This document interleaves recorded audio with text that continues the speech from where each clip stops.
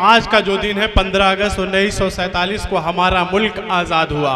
हमारे मुल्क पर अंग्रेज़ों का कब्ज़ा था और इस वक्त मुल्क के वज़ीर आज़म के अपील पर पूरा देश, पूरा मुल्क अपने घर पर तिरंगा लहरा रहा है और 75वीं अमृत महोत्सव मना रहा है। इस मुल्क को आज़ाद कराने में सभी मज़ाहिब के लोग शामिल थे। सभी लोगों ने मिलकर अपने खून की बलि देकर, अपने जान की बलि देकर इस मुल्क को, इस देश को आज़ाद कराया।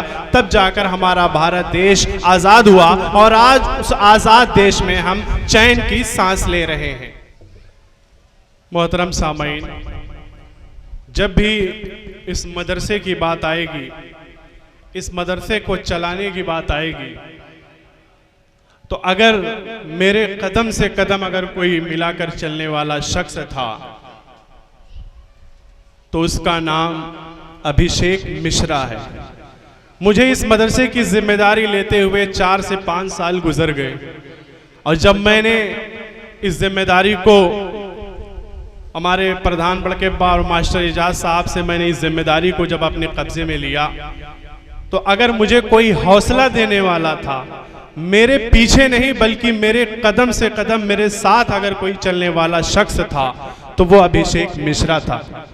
आज कुछ दिन बीच में वो किसी काम से राजस्थान चले गए। वहाँ जाने के बाद भी मुसलसल फ़ोन पर बात होती रही और मदरसे के लिए मैंने उन्हें फ़िक्रमंद देखा कि बच्चों को कैसे लाना है या टीचर का मैनेजमेंट कैसे करना है। ये तमाम चीज़ें वो यहाँ से दूर रहते हुए भी बखूबी निभाई और अब भी निभा रहे हैं, हमारे साथ चल रहे हैं। इसलिए एक मौलवी और एक पंडित अगर साथ में चल रहा है तो इससे बढ़िया बात देश के लिए, मुल्क के लिए नहीं है कि मैं एक मौलवी, एक आलिम और अभिषेक मिश्रा एक पंडित होकर, जो मैं अगर अपने सर पर टोपी लगाता हूं तो अपने माथे पे चंदन लगाकर चलते हैं। मुझे उससे न मुझे उनके चंदन से कोई परेशानी है, उनके टीके से परेशानी है, न उन्हें मेरी टोपी और दाढ़ी से कोई परेशानी है। हम दोनों एक अच्छे दोस्त की तरह। और उससे बड़ी बात कि एक मदरसे के लिए, जबकि ऐसे वक्त में मदरसे को निशाना बनाया जा रहा हो, ऐसे वक्त में उनका मदरसे के लिए फिक्रमंद रहना, उसको बढ़ावा देने में साथ साथ चलना,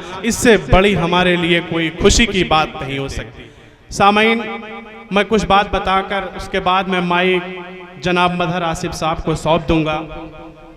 बताना ये मकसद है क्योंकि ये आज जो प्रोग्राम आप देख रहे हैं और जिस तरीके से हमारे बच्चों ने तैयारियां की हैं और हमारे टीचर्स ने मेहनत करके उनके इस प्रोग्राम की तैयारियां कराई, तो आपको ये प्रोग्राम देखकर आज ये समझ में आ गया होगा कि नहीं, बच्चों ने वाकई अच्छे प्रोग्राम पेश किए।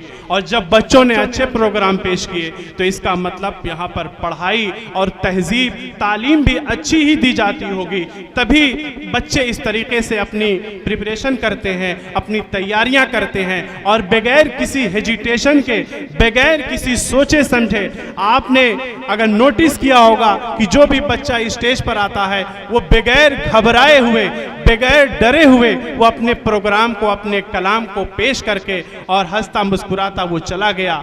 तो इससे ये बात समझ में आनी चाहिए कि ये मदरसा जो देखने में तो बहुत अच्छा नहीं लगता, मगर जो यहाँ पर तहजीब सिखाई जाती है या जो यहाँ पर तालीम दी जाती है, हम तालीम के साथ बच्चे की तरबियत भी इस तरीके से करते हैं कि जब हमारा बच्चा कहीं भी जाए तो उसे किसी तरीके की परेशानी और शर्मिंदगी का सामना न करना पड़े। और जिस तरीके से जब मदरसे का नाम आता है तो लोगों के जहन में ये बात आ जाती है कि मदरसे में तो सिर्फ अरबी पढ़ाई जाती है, मदरसे में तो सिर्फ दीनी तालीम सिखाई जाती है। हजरात, ऐसी बात नहीं। यहाँ पर हमारे बहुत से अच्छे अच्छे टीचर्स मौजूद हैं जो उर्दू, अरबी की तालीमात के साथ साथ इंग्लिश, हिंदी, साइंस, दीगर तमाम ज़बानों की वो तालीम बहुत अच्छे अंदाज में सिखाते हैं, पढ़ाते हैं। इसलिए जो भी भी हजरात अभी तक एडमिशन बच्चों का न कराए हो या उनके सामने किसी भी तरीके की परेशानियां हो, दुश्वारियां हो, अगर पैसे नहीं हैं फिर भी वो हमसे मिले, हमसे बात कर ले, हम उनके बच्चों को पढ़ाने की जिम्मेदारी उठाएंगे। हम क्या, हमारे साथ ऐसे लोग मौजूद हैं, प्रधान बड़के अब्बा मास्टर इजाज साहब, और एक ऐसा नाम जो इसी गांव का डॉक्टर अरीबुज़्ज़मा, जो हमारे बीच नहीं आ सके।